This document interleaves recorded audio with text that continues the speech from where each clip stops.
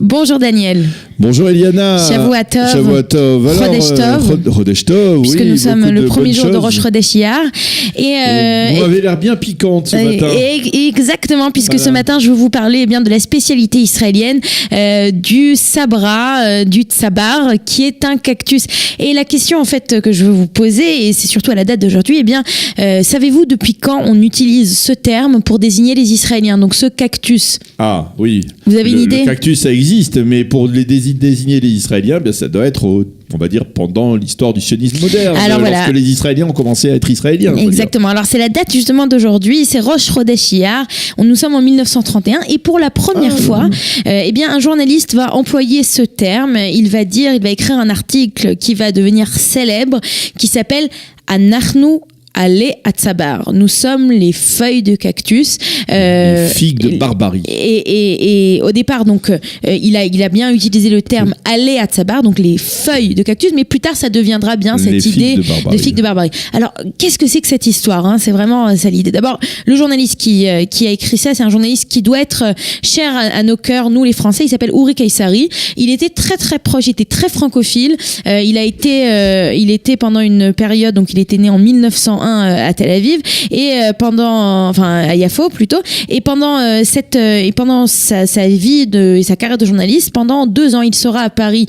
Il sera le correspondant, et d'ailleurs il va essayer, il ne réussira pas, mais on va beaucoup en parler, il essaiera à tout prix d'interviewer Alfred Dreyfus, et puis il ne va pas réussir, mais il était connu pour sa francophilie. Il va traduire de nombreux livres en français, en hébreu, donc c'était un personnage qui aimait le français, et il écrit donc un article, cet article qui va être publié dans ce journal d'Avar, qui était peut-être le journal le plus connu à l'époque. Où il dit que c'est une bonne chose d'être un cactus. Alors pourquoi est-ce qu'il dit que c'est une bonne chose d'être un cactus?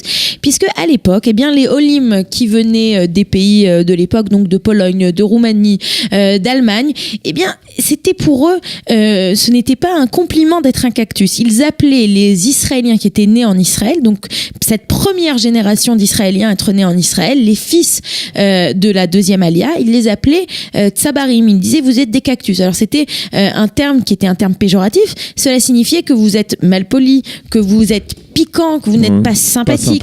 Et alors lui, donc ce n'est pas un terme en fait que l'on veut garder dans la mémoire, mais pour la première fois, ce journaliste Uri Kaysari, lui, décide de retourner la vapeur et de renverser la vapeur, et il va dire Anachnu Alé Atsabar, au contraire, nous sommes extraordinaires. Nous sommes d'un côté, donc c'est là que cette image très célèbre va rentrer, cette image d'être piquant à l'extérieur mais doux à l'intérieur. Et il dit plus que ça, il dit en quoi sommes-nous des cactus? Quelle est la particularité d'un cactus? Je vais finir ma phrase. C'est la figue de barbarie qui est piquant à l'extérieur et douce à l'intérieur. C'est pas le cactus. Oui, mais ce que j'ai expliqué déjà, je vous l'ai déjà dit, c'est qu'au départ, il dit nous sommes le cactus, et puis plus tard, de cette image que nous sommes le cactus, ça va se traduire, et ce qui va rester dans la culture, c'est la figue de barbarie. Non, mais j'ai besoin de savoir. Sabrès, c'est la figue de barbarie. C'est la figue de barbarie. Mais ce que je vous ai dit, son article, il l'a appelé Anachnu Alé Atsabar. Nous sommes les feuilles de cactus. Et j'y viens. Pourquoi? On va y arriver, Daniel. Pourquoi? Entre autres, parce qu'il dit que le cactus, la particularité du cactus, c'est comme ça pique, ça protège les frontières. Quand vous avez un champ qui est entouré de cactus, vous pouvez être sûr que les animaux ne rentreront pas dans votre champ, ou à l'inverse, que les animaux ne sortiront pas de votre champ. Et donc, il fait dans cet article, il dit pourquoi devrions-nous prendre cette connotation, pourquoi pour nous être un cactus devrait être une connotation péjorative? Au contraire, prenons ça comme un compliment. Nous sommes des défenseurs de cette terre, nous sommes la jeunesse qui pique et qui va défendre cette terre qui est la terre d'Israël. Alors après avoir fait cet article, ça s'est répandu un peu partout, et entre autres, on va voir, pour ceux qui nous regardent, on va voir à l'image à l'écran une image. C'est un comique, un dessin qui s'appelait Uri Muri. Uri Muri, donc c'était le parfait type israélien, et qui en fait il y a prototype de l'israélien. Exactement, c'était une série de dessins qui vont paraître dans le journal d'Avar pour les enfants, et c'est une série qui va durer vraiment plusieurs années, et donc c'est l'histoire de ce cactus, vous voyez. C'est ce cactus qui plante d'autres petits bébés cactus, et ce sont ces bébés israéliens, et c'est ainsi que le tsabar va devenir le symbole de l'israélien. Eh bien, c'était très intéressant de le découvrir, en tout cas, et merci beaucoup, Iliana. Avec plaisir.